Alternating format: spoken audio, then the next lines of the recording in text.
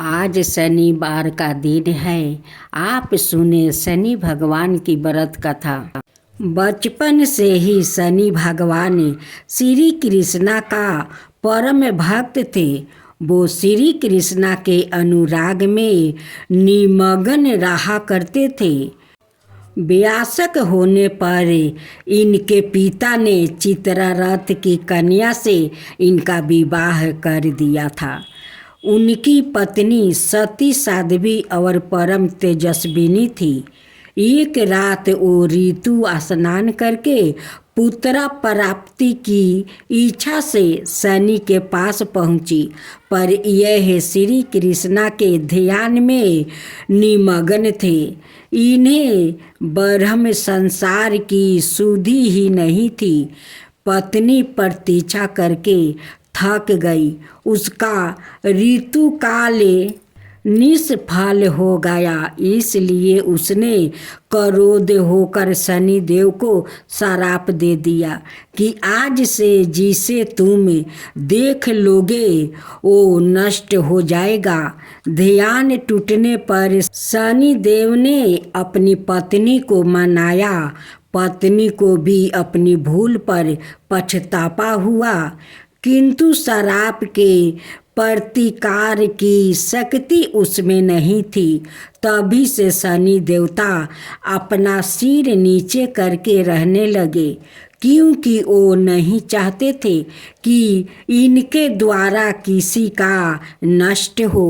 शनि का आदि देवता प्रजापति ब्रह्मा और पर्याधि देवता यम है।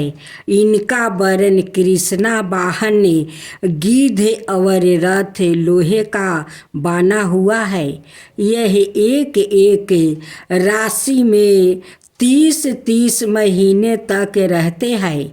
यह मकर और कुंभ राशि के स्वामी है और इनकी महादशा 16 वर्ष की होती है। ज्योतिषी शास्त्र के अनुसार शनि ग्रह यदि कहीं रोहिणी संकट भेदन कर दे तो पृथ्वी पर 12 वर्ष घोर दुर्भिक्षा पड़ जाए और प्राणियों का बचना ही कठिन हो जाए। शनि ग्रह जब आने वाला था तब ज्योतिषियों ने महाराज दशरथ से बताया कि यदि शनि का योग आ जाएगा तो प्रजा अन्न जल के बिना तड़प तड़प कर मर जाएगी। प्रजा को इस कष्ट से बचने के लिए महाराज दशरथ अपने रथ पर सवार होकर नक्षत्र मंडल में पहुँचे।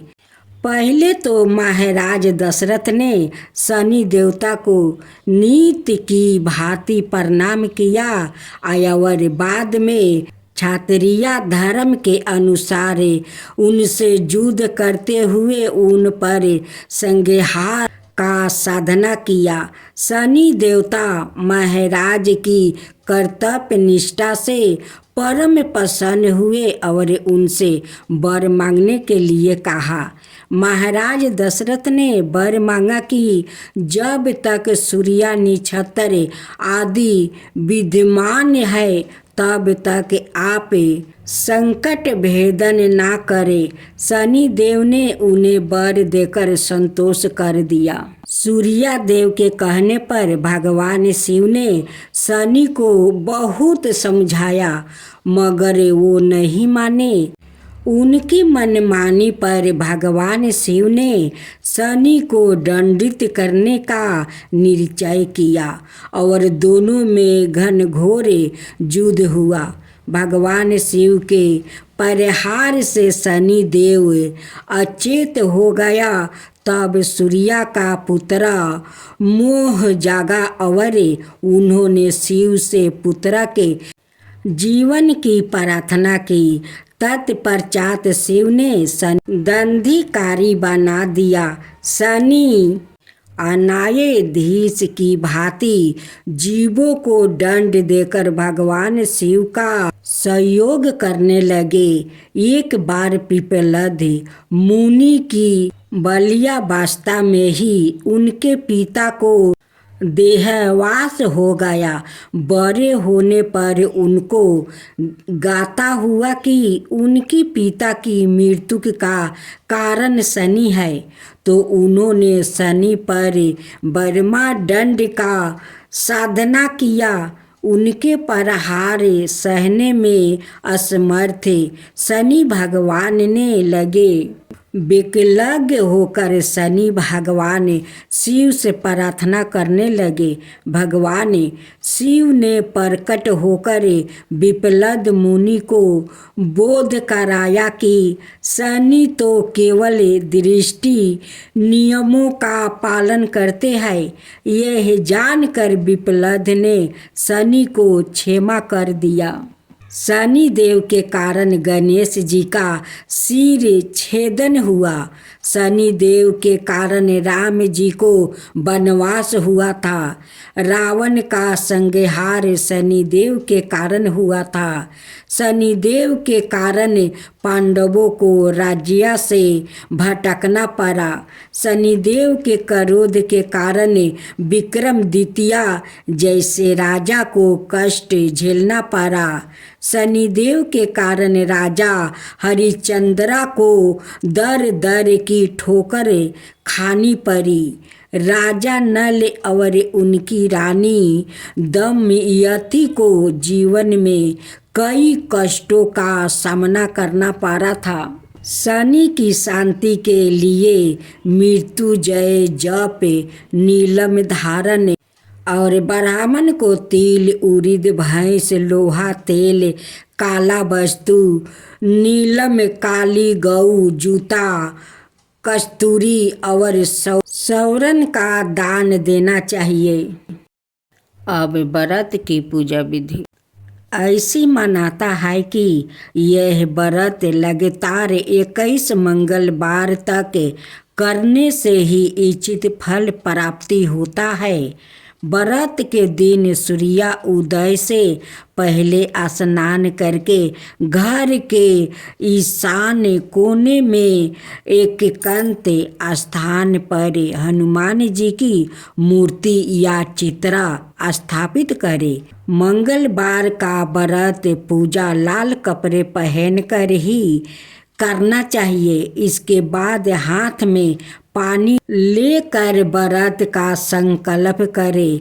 अब हनुमान जी की मूर्ति के सामने घी का दीपक जलाए और फूल, कमल, गेंद, सूरजमुखी चढ़ाए। अब रुई में चमेली का तेल लेकर भगवान के आगे रखे या ऊन पर चढ़ाए या तिल के तेल में मिला हुआ सिंदूर हनुमान जी को लेपना अच्छा होता है। चंदन को घिस कर केसर में मिलाए और इसे हनुमान जी को लगाए। इसके बाद मंगलवार व्रत कथा पढ़े। इसके बाद हनुमान जी चालीसा और सुंदर कांत का भी पाठ करें। अंत में आरती करें। हनुमान जी की पूजा का नियम है। हनुमान साधना में तन के साथ मन की शुद्धता, पवित्र होना भी बहुत अनिवार्य है। हनुमान जी की साधना करने के दौरान ब्रह्मचर्य का पूर्ण पालन करना बहुत आवश्यक होता है। हनुमान जी की पूजा पूर्ण आस्था, श्रद्धा और सेवा भाव के साथ करनी चाहिए। हनुमान जी को अर्पित किया जाने वाला प्रसाद शुद्ध घी का बना होना चाहिए। पुरुषों के लिए मंगलवार को हनुमान जी का व्रत करना बहुत फलदायी होता है। हनुमान जी से जोड़ी मंगलवार व्रत कथा चालीसा, आरती आदि का पाठ करके इस उपवास को पूरा श्रद्धा के साथ करे। जो प्रसाद हनुमान जी को अर्पित करे उसे साधक को भी ग्रहण करना चाहिए। हनुमान जी को तिल या चमेली के तेल में मिले हुए सिंदूर का लेप करना चाहिए। हनुमान जी का तिलक करने के लिए केसर के साथ लाल चंदन घिस कर लगाना चाहिए। किस रंग के कपड़े पहने?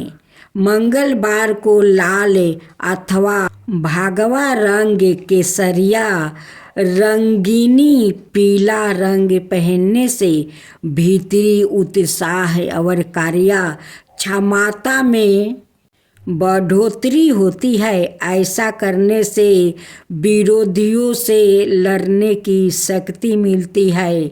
लाल रंग पहनने से ब्लड प्रेशर भी नियंत्रित रहते हैं। साथ ही साथ लाल रंग सौभाग्य की भी निशानी है। गणेश चतुर्थी व्रत कथा। भादो मास की चतुर्थी तिथि शुरू होने से लेकर खत्म होने तक चंद्रमा का दर्शन नहीं करना चाहिए। यदि भूल से गणेश चतुर्थी के दिन चंद्रमा के दर्शन हो जाए तो मिथ्या दोष से बचाव के लिए नियम लिखित मंत्र का जप करना चाहिए और दी गई गाथा का श्रवण करना चाहिए। एक बार नंद किशोर ने संत कुमार से कहा कि चतुर्थी के चंद्रमा के दर्शन करने से श्री कृष्णा पर जो लांछन लगा था वो सीधी विनायक व्रत करने से ही दूर हुआ था। ऐसा सुनकर संत कुमारों को आश्चर्य हुआ। उन्होंने पूर्ण बर्मा श्री कृष्णा को कलंक लगने की कथा पूछी तो नंद किशोर ने बताया, एक बार जरासंध के भय से श्री कृष्णा समुद्र के मध्यम नगरी बसाकर रहने लगे। इसी नगरी का नाम आजकल द्वारिकापुरी है। द्वारिकापुरी में निवास करने वाले सत्यराजित यादव ने सूर्य नारायण की आराधना की। तब भगवान सूर्य ने उसे नित 8 भार सोना देने वाली स्वयं नतक नाम की मणि अपने गले से उतार कर दे दिया। मणि पाकर सत्यराजित यादव जब समाज में गया तो श्री कृष्णा ने उस मणि को प्राप्त करने की इच्छा व्यक्त की। सत्यराजित ने वह मणि श्री कृष्णा को ना देकर अपने भाई प्रसन्नजीत को दे दिया। एक दिन प्रसन्नजीत घोड़े पर चढ़कर शिकार के लिए गया। वहां एक शेर ने उसे मार डाला और मणि ले लिया।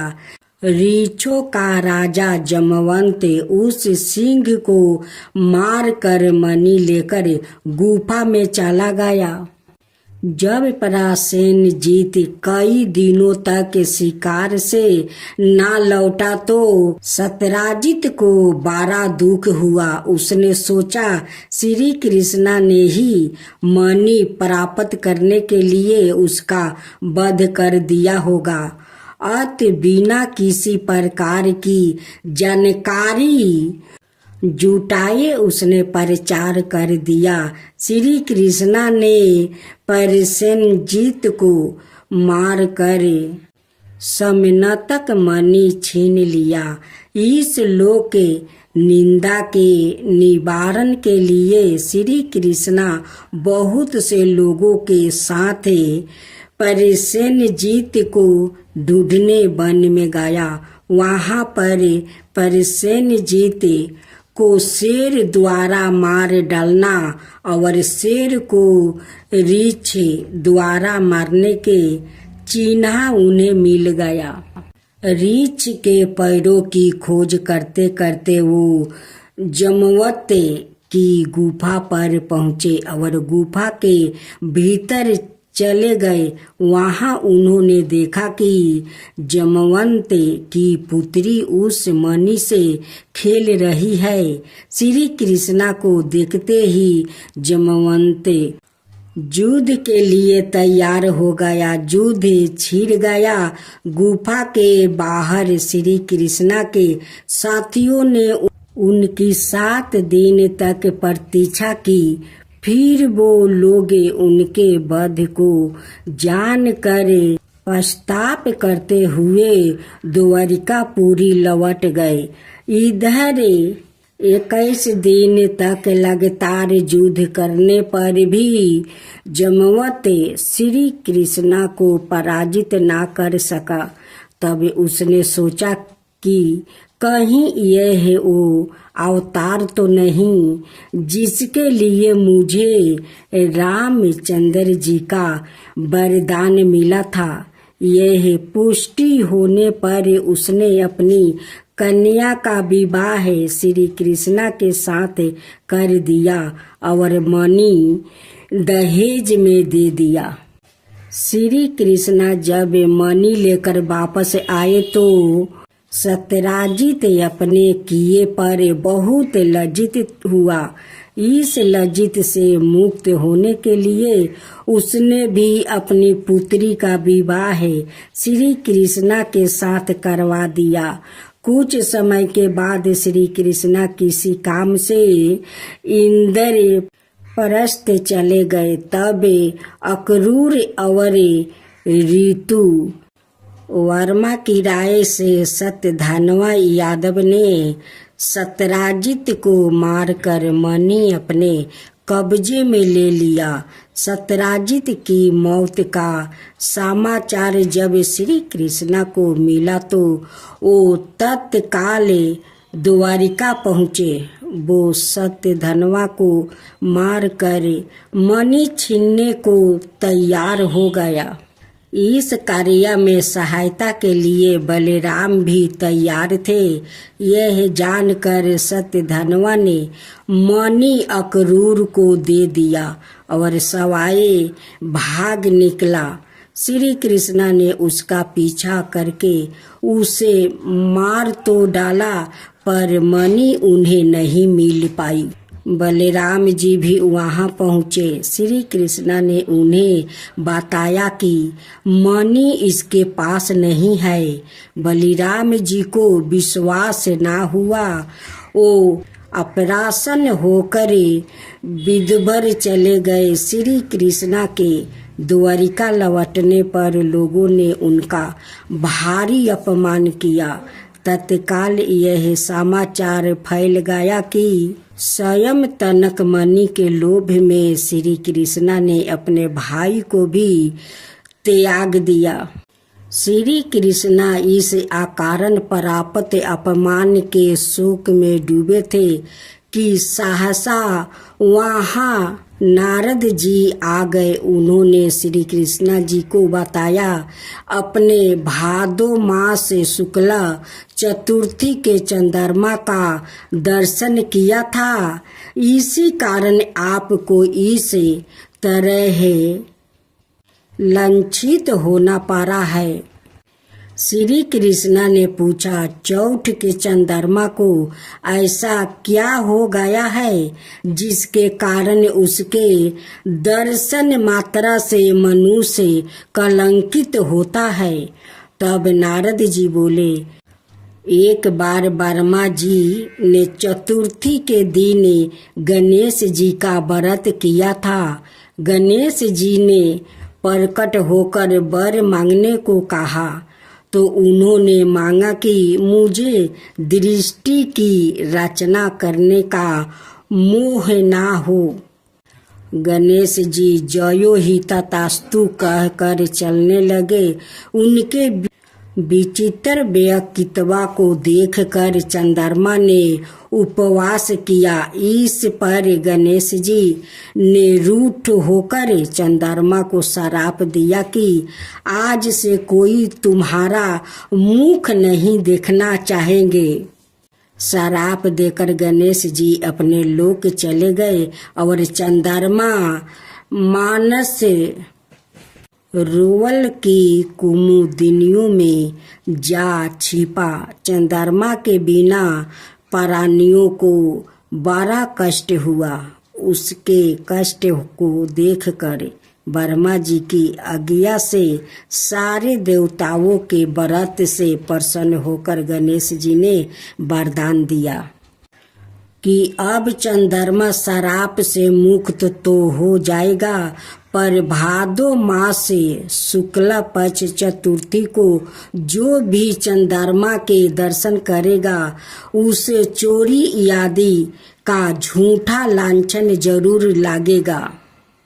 किंतु जो मनुष्य प्रत्येक तिथि को दर्शन करता रहेगा वो इस लांछन से बच जाएगा।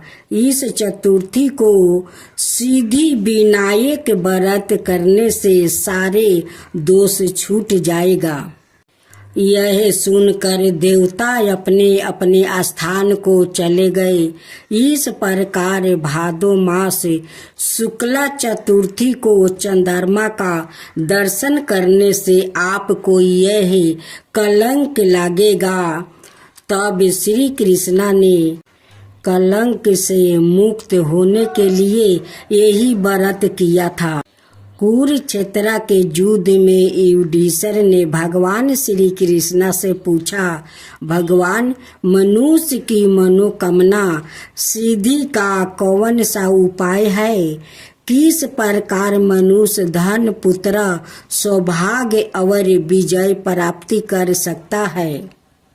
यह सुनकर श्री कृष्णा ने उत्तर दिया, यदि तुम पार्वती पुत्र श्री गणेश का विधि पूर्वक पूजन करो तो निश्चय ही तुम्हें सब कुछ प्राप्ति हो जाएगा।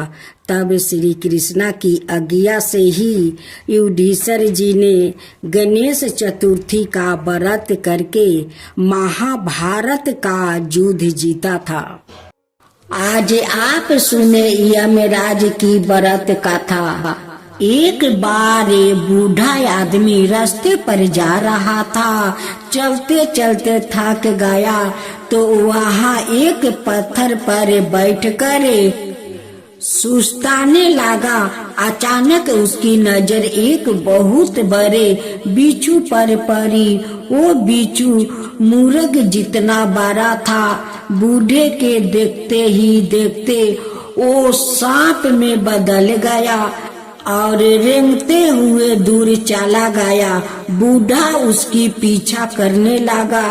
देखा क्या बात है, सांप पूरे दिन और रात चलता रहा। कभी इधर जाता कभी उधर जाता। थोड़े फसले से बूढ़ा उसके पीछा लगा रहा। एक बार वो एक सराय में घुसा और कई यात्रियों को मार डाला। फिर वो राजमहल गया और राजा को अपनी शिकार बनाया। फिर वो पानी की टंकी के सहारे रानी के निवास में घुसा और छोटी राजकुमारी को अपना शिकार बनाया।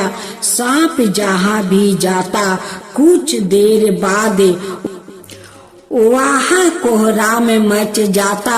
बूढ़ा छाया की तरह चुपचाप उसका पीछा करता रहा। चलते चलते वो एक नदी पर पहुँचा।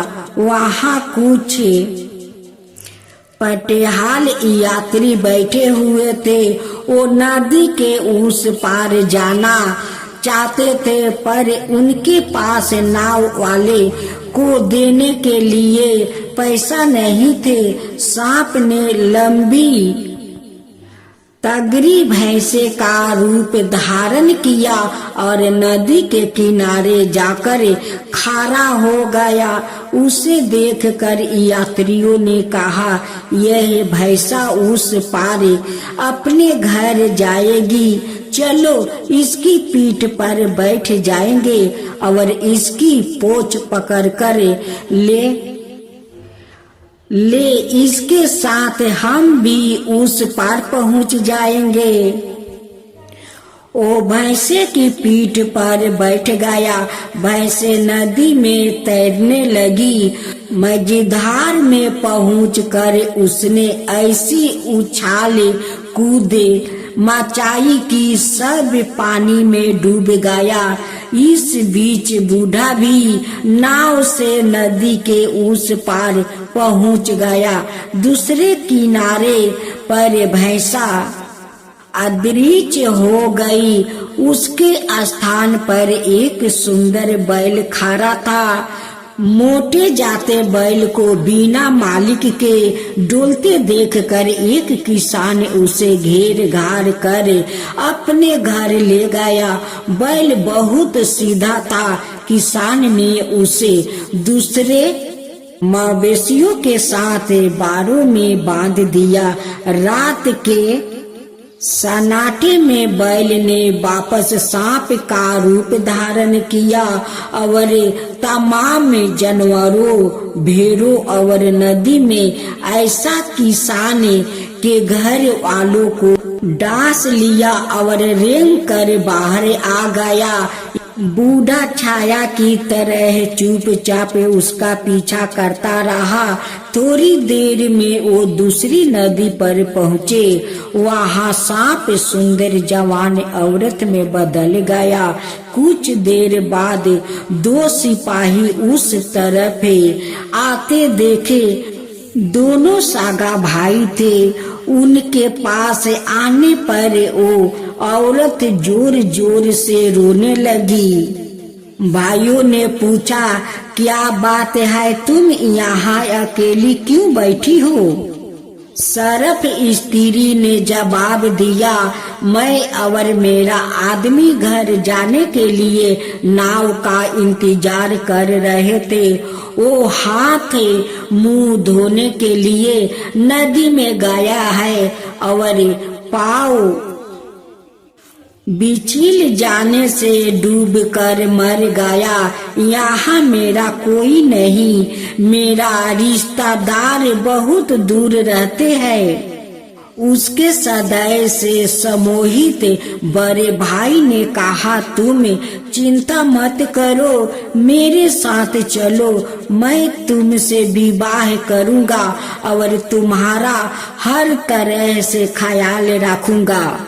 स्त्री ने कहा, लेकिन तुम मुझसे घर का काम नहीं करवाओगे और जो मैं कहूँगी मुझे लाकर दोगे। दोनों बातें तुम्हें मंजूर हो तभी मैं तुम्हारे साथ चलूंगी। बड़े भाई ने आदर से कहा, 10 की तरह मैं तुम्हारी हर आज्ञा का पालन करूंगा। जो चाहो और उस नदी से मेरे लिए एक लोटा पानी लेकर आओ, तब तक तुम्हारा भाई मेरे पास रहेगा।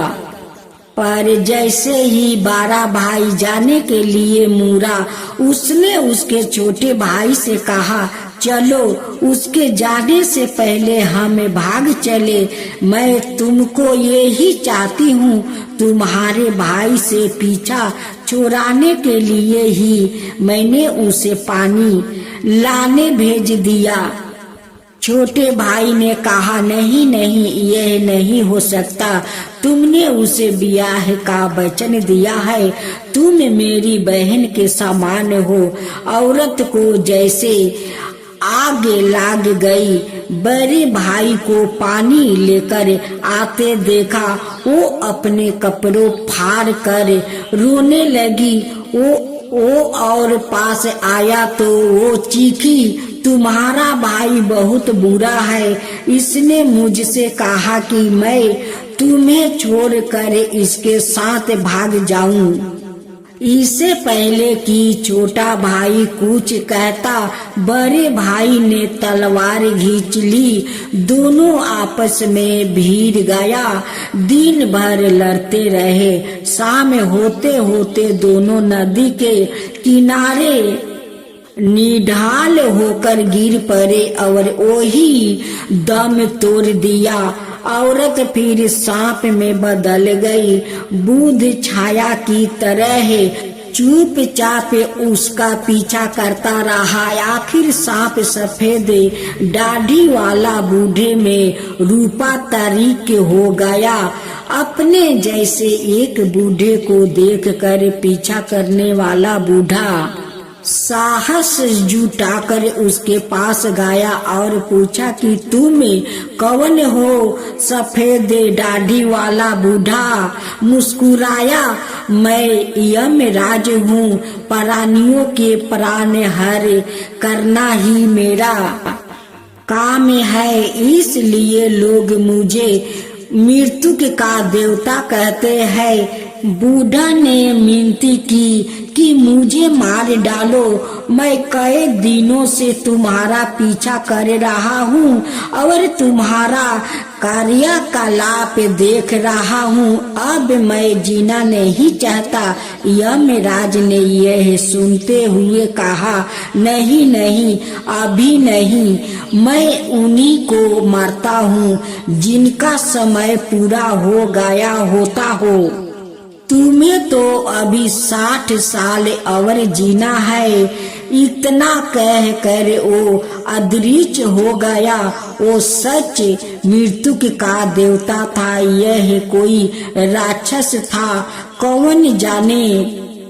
दृष्ट प्राणी अपनी दृष्टता कभी नहीं छोड़ता। मृत्यु एक अटल सत्य है। दक्ष ने युधिष्ठिर से प्रश्न पूछा कि यह बताओ कि दुनिया में सबसे बड़ा आश्रय क्या है? युधिष्ठिर ने कहा कि प्रतिदिन लोगों यह देखते हैं कि किस प्रकार मनुष्य मृत्यु को प्राप्त हो रहा है।